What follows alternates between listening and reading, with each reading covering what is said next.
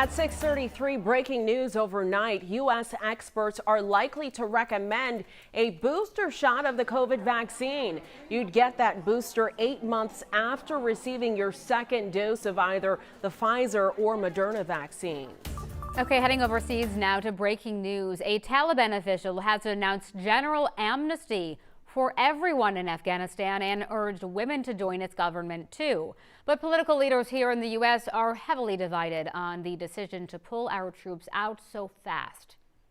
American troops cannot and should not be fighting in a war and dying in a war that Afghan forces are not willing to fight for themselves. What we have seen is an unmitigated disaster, a stain on the reputation of the United States of America. The United Nations says roughly 18 million people, which is about half of Afghanistan's population, are in need of humanitarian assistance. And now families here in Houston are voicing their fears for their loved ones still in the Middle East. Our Michelle Choi is hearing from some of those families this morning. Michelle, gosh, some of the images coming out of that country are so heartbreaking. Your heart breaks for those families.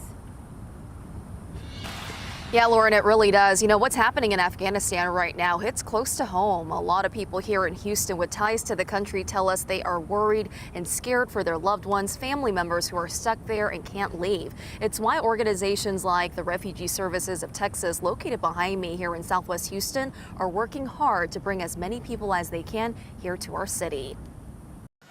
The images coming out of Afghanistan are heartbreaking and tough to see. Thousands of people desperate to escape a country in turmoil and now under Taliban control. We recently spoke to one former U.S. military interpreter currently living here in Houston. Nakibullah Lakmanai, an Afghan refugee himself, moved here in 2013. Right now his family is stuck in Kabul and he fears they may be a Taliban target because his father worked for the Afghan government. Every time I talk to them, it's more concerns and more issues, and they just don't know what's going to happen to them. Everybody just counting hours for their lives. Lakmanai tells us he's staying hopeful his family will be all right. We're told about 30,000 Afghan refugees are expected to enter the U.S. very soon. Refugee Services of Texas says many of them will be coming here to Texas.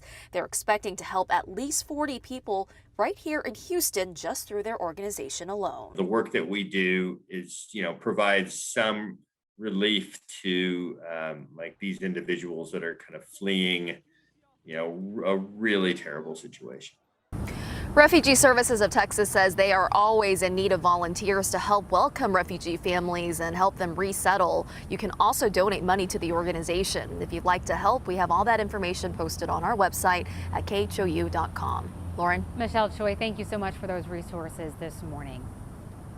Let's go to Haiti now, where rescue efforts are getting harder there as the country deals with Tropical Storm Grace and effects from that 7.2 magnitude deadly earthquake that shook the country over the weekend. Haiti will go into 3 days of mourning for those victims today after officials announced more than 1,400 people were killed.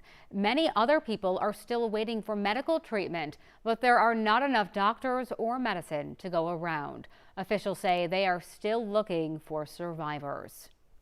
Hopefully we will continue to search if there was any survivors, or to recuperate the bodies that's still under the rubbles. The U.S. and several Latin American countries are preparing to support Haiti, and the Red Cross's emergency response system has been activated. We know a lot of you want to know how to help. There is a desperate need for it. Haiti is already one of the poorest countries. We have a list of organizations that are helping on KHOU.com.